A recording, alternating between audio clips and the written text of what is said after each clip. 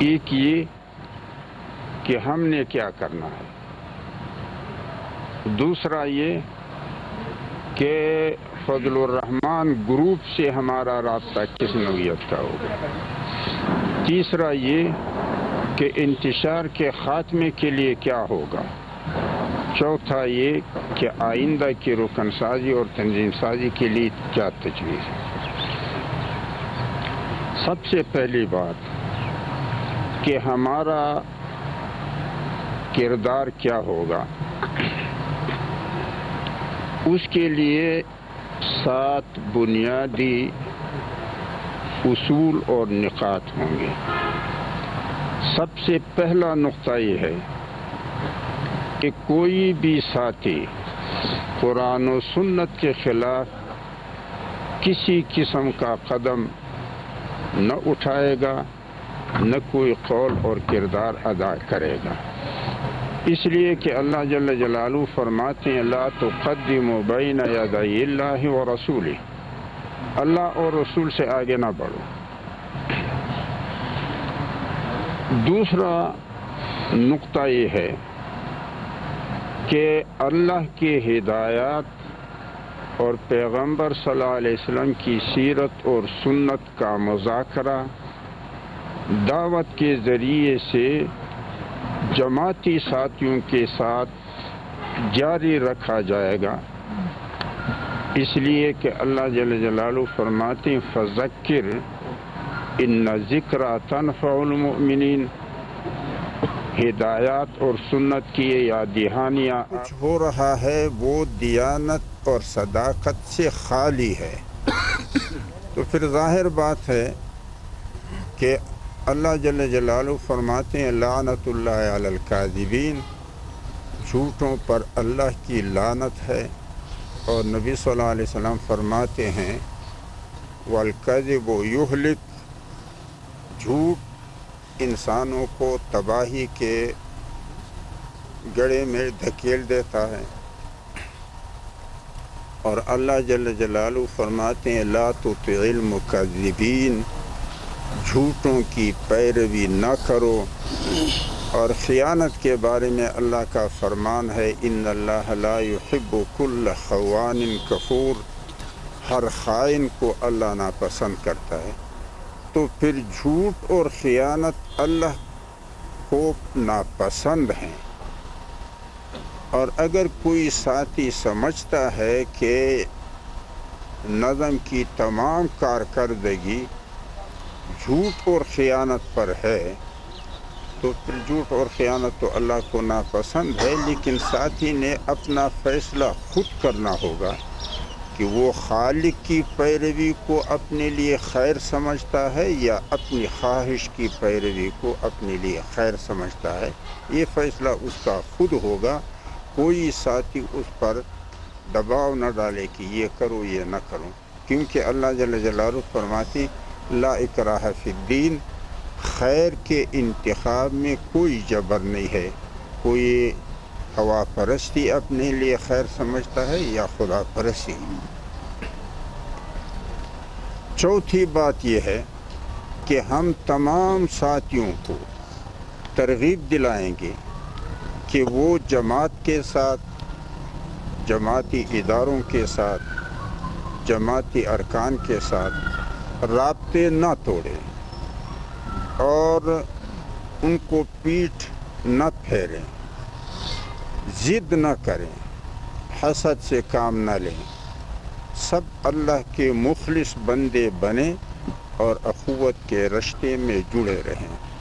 جو یہی ہدایت نبی اکرم صلی اللہ علیہ وسلم کی بھی ہے۔ پانچواں نقطہ یہ ہوگا کہ نظم کے شریک لوگ ہمارے بارے میں جو کچھ بھی کہیں ان کو ہم صبر و تحمل سے برداشت کرتے رہیں گے، نہ جذباتی بن کر ان کے گلے پڑیں گے اور نہ مایوس ہو کر اپنے فریضے سے دستبردار ہوں گے، بلکہ ہماری کوشش یہ ہوگی کہ ان کو تنہا کیا جائے، یعنی نہ کوئی ساتھ دے اور نہ کوئی مخاصمت کرے، ساتھ دینے سے اللہ ناراض ہوگا، اور مخاصمت کی صورت میں وہ خود راستے سے بھٹک چکے ہیں تو ہمیں بھی بھٹکا دیں گے، جیسا کہ اللہ جل جلالہ فرماتے ہیں وَاصْبِرْ عَلَىٰ مَا يَقُولُونَ وَاهْجُرْهُمْ حَجْرًا جَمِيلًا۔ غلط روش والے تمہارے بارے میں جو کچھ بھی کہیں ان سے نہ جذباتی بنو اور نہ مایوس، بلکہ خوبصورت انداز سے ان کو تنہا کر دو تاکہ وہ اکیلے رہ جائیں، نہ ان کا ساتھ دو اور نہ ان کا مقابلہ کرو۔ بلکہ اللہ جل جلالہ فرماتے ہیں وَذَرْنِي وَالْمُكَذِّبِينَ أُولِي النَّعْمَةِ وَمَهِّلْهُمْ قَلِيلًا، مجھے اور خوشحال زندگی والے جھوٹوں کو، ہم دونوں کو آپس میں چھوڑ دو اور تم درمیان میں سے نکل جاؤ، کیونکہ یہ میرے مجرم ہے، تمہارے مجرم نہیں ہے، لیکن میں جو کچھ ان کے ساتھ کرتا ہوں اس کے لیے تھوڑا انتظار کرنا پڑے گا۔ چھٹا نقطہ یہ ہے کہ ہمارے دعوت کا محور 3 باتیں ہوں گی۔ ایک یہ کہ سچ بولو، اس لیے کہ نبی صلی اللہ علیہ وسلم فرماتے ہیں الصدق ینجی، اور سچ کا ساتھ دو، اس لیے کہ اللہ جل جلالہ فرماتے ہیں کونوا مع الصادقین، سچوں کا ساتھ دو۔ دوسرا نقطہ یہ ہوگا کہ جھوٹ قطعاً نہ بولو، اس لیے کہ اللہ جل جلالہ فرماتے ہیں لعنت اللہ علی الکاذبین، جھوٹوں پر اللہ کی لعنت ہے، اور نبی صلی اللہ علیہ وسلم فرماتے ہیں والکذب یہلک، اور جھوٹ تباہی مچا دے گا، اور جھوٹوں کا ساتھ بھی نہ دو، کیونکہ اللہ جل جلالہ فرماتے ہیں ولا تطع المکذبین، جھوٹوں کی پیروی نہ کرو۔ تیسرا نقطہ یہ ہوگا کہ حق کو چھپانے کے لیے حق کو باطل سے ملوث نہ کیا جائے، یعنی باطل کے ساتھ خلط نہ کیا جائے، بلکہ صریح حق بولا جائے تاکہ کسی قسم کا ابہام اور اشتباہ اس میں نہ ہو اور لوگوں کے نظروں سے حق اوجھل نہ ہو۔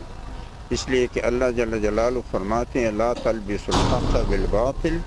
وتکتموا الحق وانتم تعلمون، حق کو باطل کے ساتھ خلط نہ کرو اور ملوث نہ کرو،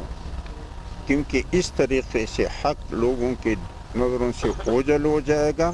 جبکہ تمہیں صریح حق کا بخوبی پتہ ہے۔ اور دوسری آیت میں اللہ جل جلالہ فرماتے ہیں یا اہل الکتاب لم تلبسون الحق بالباطل وتکتمون الحق وانتم تعلمون، کتاب والو تم حق کو باطل کے ساتھ خلط کیوں کرتے ہو، اور باطل اس طریقے سے حق لوگوں کے نظروں سے اوجھل ہو جائے گا، جبکہ تمہیں صریح حق کا پتہ ہے۔ لہذا تیسرا نقطہ ہمارا یہ ہوگا کہ حق صاف ستھرا بیان کیا جائے گا تاکہ کسی قسم کا ابہام اور اشتباہ اس میں نہ رہے۔ ساتواں نقطہ یہ ہے کہ جو ساتھی دولت اور عزت کے بھوک سے اجتناب کرتے ہیں، اس لیے کہ نبی صلی اللہ علیہ وسلم نے فرمایا ہے کہ 2 بھوکے بھیڑیے کسی کے ریوڑ کا اتنا نقصان نہیں کریں گے جتنا کہ 2 بھوکے انسان اللہ کے دین کو تباہ کرتے ہیں، ایک عزت کا بھوکا اور دوسرا دولت کا بھوکا۔ تو جو ساتھی ان دونوں بھوکوں سے اجتناب کرتے ہیں اور اپنے سیاسی عمل اور رہنمائی کے بدلے میں کسی قسم کی اجرت اور صفت کے خواہاں نہیں ہوں، جیسا کہ انبیاء علیہ السلام کا فرمان ہے لا نرید منکم جزاء ولا شکورا، ہم اس دعوت و رہنمائی کے بدلے میں نہ تم سے کوئی اجرت لینے اور نہ صفت کے خواہاں ہے۔ تو ایسے ساتھیوں کے لیے باہم مربوط رکھنے اور ان کے رابطے کو مستحکم بنانے کے لیے وقتاً مشورے ہوں گے، اور جو بھی طور طریقے اس کے استحکام کے لیے ساتھیوں کے مشورے میں طے ہوں گے وہی لائحہ عمل استعمال کیا جائے گا، کیونکہ اللہ جل جلالہ فرماتے ہیں یا ایھا الذین آمنوا اصبروا وصابروا ورابطوا، ایمان والو برداشت کے ساتھ ساتھ اگر حالات ایسے ہوں کہ عملی میدان میں آپ کوئی قدم نہ اٹھا سکیں، لیکن کم از کم اپنے آپس کا رابطہ نہ ٹوٹ جائے اور اس کو برقرار اور مستحکم رکھا جائے، لہذا ایسے ساتھیوں کے درمیان رابطے کو برقرار اور مستحکم رکھنے کے لیے ساتھیوں کے درمیان مشاورت ہوگی، اور اس کے جو بھی طور طریقے مناسب ہوں گے وہ اختیار کیے جائیں گے۔ یہ 7 بنیادی اصول و نقاط ہمارے اپنے روش کے لیے ہوں گے، باقی موجود نظم کے ساتھ ہمارے رابطے کی نوعیت کے لیے 4 تجاویز ہیں۔ نظم جو فضل الرحمن گروپ کا ہے، اگر وہ کسی بھی سطح کا گروپ نظم کسی پروگرام میں ہمیں دعوت دیں تو ہم ضرور شریک ہوں گے، اور اگر وہ ہمیں دعوت نہ دیں اور وہ سمجھتے ہیں کہ دعوت دینا تو اہمیت کے برابر ہے اور ہم نے جو اتنا اللہ کی ناراضگی اپنے سر لی ہے تو تمہاری اہمیت گھٹانے کے لیے لی ہے، تو پھر ہم خود بھی ان پروگراموں میں شامل ہوں گے اگر ہمیں پتہ چلے یا ہم پہنچ سکے، لیکن اس شرط کے ساتھ کہ وہ ہر سطح کی نظم کے ذمہ دار ہمیں یہ اطمینان دلائیں کہ اگر ہم پروگرام میں از خود گئے تو سامنے کوئی کھڑا نہیں ہوگا کہ تم کو کس نے بلایا ہے اور تم کس لیے آئے ہو اور تم کیوں آئے ہو۔ ہم بڑے جو عمر رسیدہ ساتھی ہیں یا جو تجربہ کار ہیں ان کے لیے تو ان باتوں کی بھی کوئی اہمیت نہیں ہوگی، لیکن بعض جذباتی ساتھی ہوتے ہیں کہ اس سے معاملہ بننے کے بجائے بگڑ جاتا ہے۔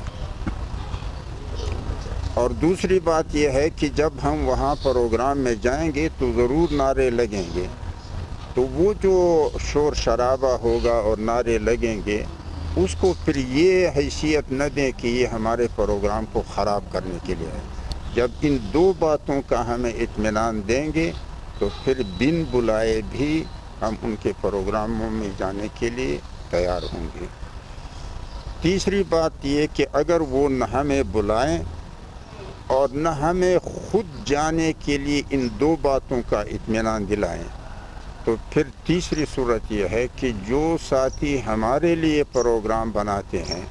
ہم ان سے کہیں گے کہ ان نظم والوں کو بھی بلاؤ